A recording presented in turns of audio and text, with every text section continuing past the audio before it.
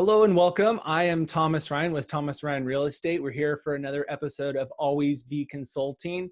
Today, we're going to be talking about escrow. I have Ashley Bowman with Corner Escrow on the show. So Ashley, if you could just introduce yourself, kind of give us a little background on yourself and how you got into the business and all that good stuff. Hi, my name is Ashley Bowman. I got started in escrow at the young age of 16. I've been at it for 22 years. And I started out just filing paperwork, and it's turned into a really great career for me. 16. How does one get into escrow at 16? My mom was an escrow officer, and they asked me to come in and just start filing papers. And they asked me every day to keep coming back. And before you knew it, I worked full-time in escrow. So you've seen it from a contract of 5 pages to now, however many pages it is with all the disclosures and all that good stuff. You've seen lots of different implementations by the state of California. Yes, I have. Too many pages now. It was a lot easier when there was 5 pages, but yes, I've seen it all. Most definitely. Now, what is the general role of escrow in a real estate transaction? Escrow is the third neutral party that handles the money and the documents. We carry out the different timelines and things in the contract.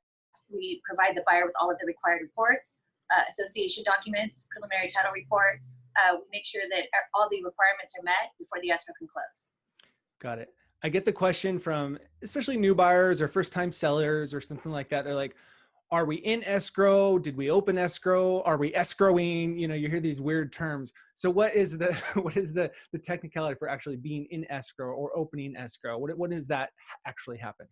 Technically, escrow is open from the minute that I receive the purchase contract and assign it an escrow number. But none of the contract timeframes actually start from the opening of escrow. They actually start from the last signature from the buyer or seller when confirmation was received. Yeah. So what I like to tell my clients is that once the contract's actually executed, that's day 0, and then they're like, okay, so tomorrow's 1. Yes, that's how numbers work. But yeah, so that's what I like to tell people, so that we're on the same page there.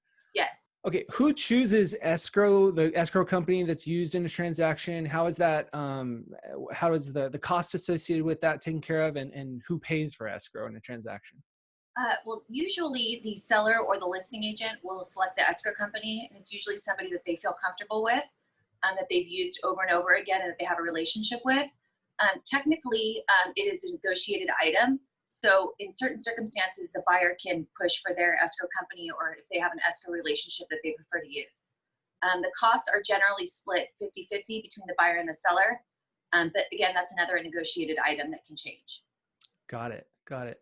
Now, you hear the different terms for this, but the EMD, or the good faith deposit, how is that deposited, when, and then talk a little bit about, wire fraud's a big thing in the real estate industry right now. Can you talk about those items?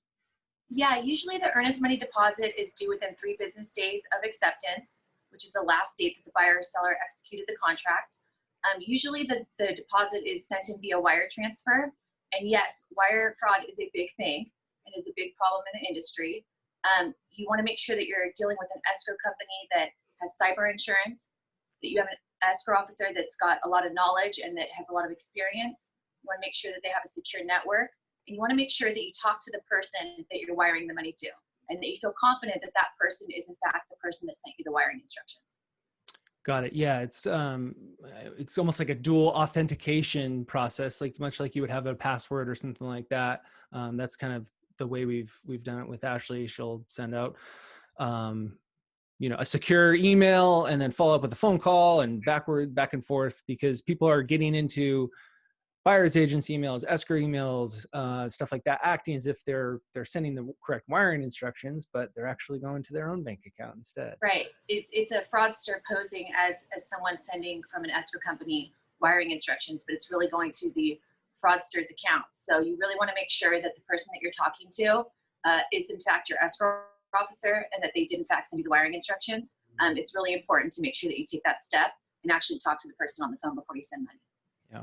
And where the good faith deposit, or the earnest money deposit, comes into account with regards to the actual real estate transaction on my end is that, we're going to progress through the transaction. If, the buyer has removed all their contingencies, loan, appraisal, inspections, all their contingencies. And then towards the end of the transaction, they need to cancel for some reason or choose to cancel for some reason.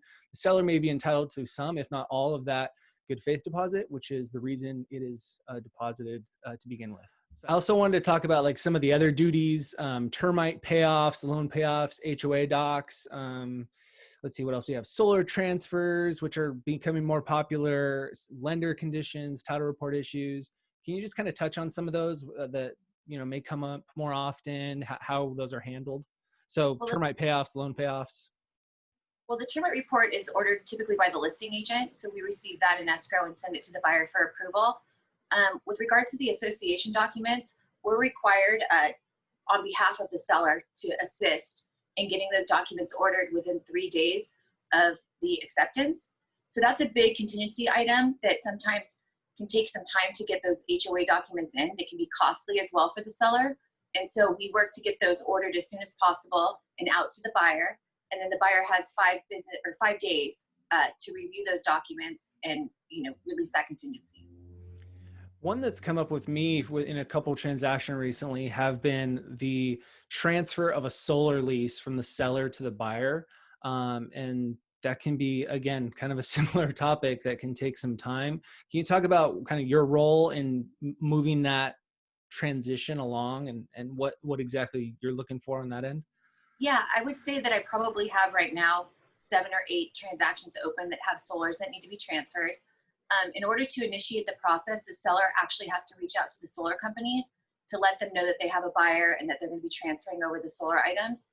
Once that's done, they can send us the solar contact, and then we can kind of oversee the process, make sure the buyer fills out their forms, make sure everybody signs the proper documentation. It is required on title for the title company to close for the solar releases to come in. And usually the solar companies do take quite a bit of time. So it's good to start that process right when the escrow opens. Yeah, I've had 2 transactions most recently where I have had to sit on hold calling X solar company and follow up to make that happen. They're all the same. They all take the same amount of time and they move very slowly. Got it. But ultimately they get it done. I mean, Yeah. it hasn't been, something that's held up a transaction to the upteenth degree, but just got to make sure to stay on top of it. I just had a 10-day escrow that closed with solar. So we were able to get it done within 10 days, but it was a challenge. And the listing agent, myself, and the seller were on the phone constantly with the solar company. Yeah, that's funny you say that, because I feel like a trick that might work is to tell them that your closing date is maybe a Earlier. week or 2 Yes. earlier, and Good then idea. they kind of step it up and really get after it at that point in time. If you Yep. tell them it's not for 30 days, they'll take their time. Yes, they will.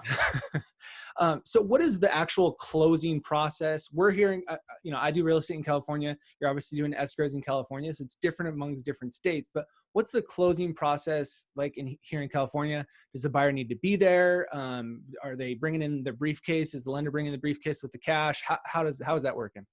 So typically the lender will draw loan documents several days before the close of escrow. Sometimes they come in on the date of close of escrow and we all run through a fire drill.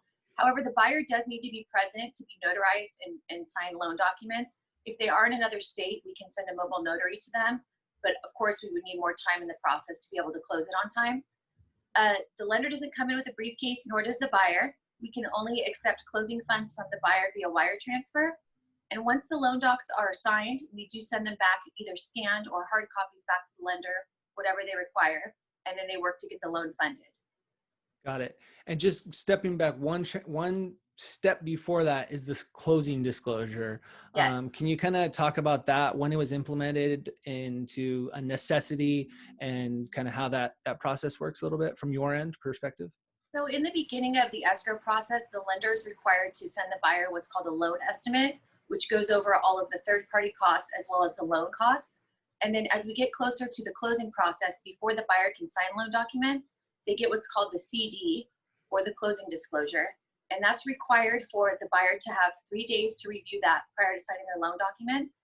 And that document goes over their final loan amount, all of their final costs, exactly what it's going to take to close the transaction.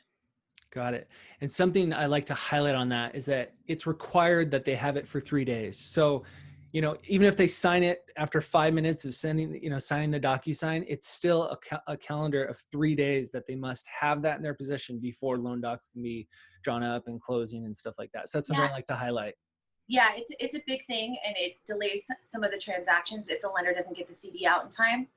Sometimes they'll send the CD out, and then the next day they'll send loan documents, but those loan documents are post dated to be on the third date from the day that buyers receive that CD. Right. Got it. So when is the buyer officially the homeowner? When is it? When do they get the keys? What does that look like? Well, technically, the buyer is the homeowner the date that the grant deed records into their name. So their lender funds the loan money. They bring in their closing funds all at the same time. And then we send the deed, the grant deed from the seller to the buyer to record in the buyer's name. And that usually happens, in the evening time. And the buyer technically owns the home at the time that that deed is recorded. However, they may not get the keys for several days, depending upon what's negotiated in the contract. As far as possession, the seller may have a few days in the house. They may be having a rent back. There's a lot of different things that would change to where the buyer might not get the keys on close of escrow, but there's also times when they do, depending upon what's negotiated.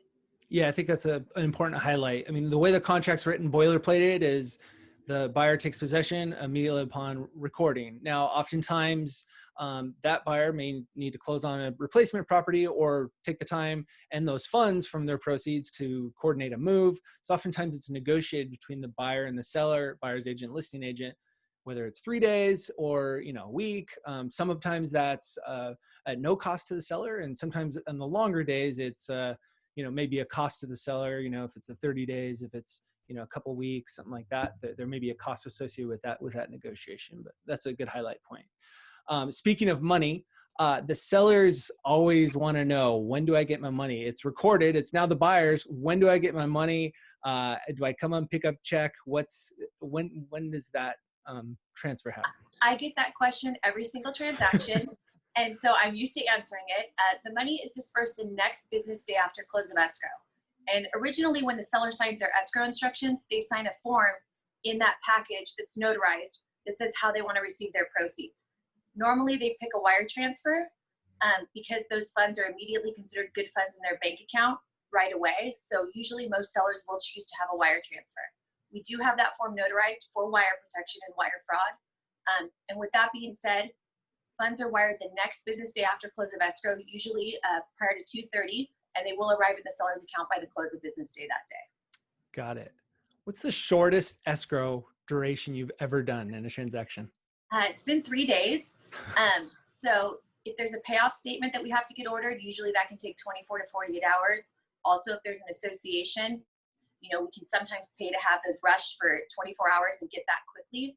But we can pretty much close a transaction as quickly as those two factors are in place and as quickly as the buyer and seller will execute their documents and bring in the money to close. And what's the average escrow duration right now? Obviously maybe pre-COVID type thing. What have you seen averages as far as that goes? Right now, most escrows are running 30 days. Some are 45, depending upon if the seller needs more time to find a house or something along those lines. But we are seeing most lenders being able to close within the 30-day close of escrow date. During COVID, we were lucky if they were closing, but everything seems to be back to normal now, and all the timelines and the close of escrow dates are pretty much back to normal. Perfect. Well, lots of information. I appreciate it. We went through that really quickly. I'm going to chop this up and make it into individual videos because I think there's some really important key points in there. Is there anything from your perspective of an escrow officer, information that you want to get out to either agents or consumers that you want to pound into our brains for what we need to know, what we should be on top of, or just anything highlighted in the escrow industry right now that you feel is important to get out there? I just think that all of you agents are doing a great job. Keep up the good work. Love that. Perfect. Well, thank you for joining me. I really do appreciate you taking away the time. I know it's Thursday, wrapping up the week here, and lots of closings coming up. So appreciate you taking the time and the effort getting on the video. And thanks again. I'll talk to you soon. Sounds good. Thanks everyone for listening or viewing in on Always Be Consulting. Until next time, have a good day. Bye.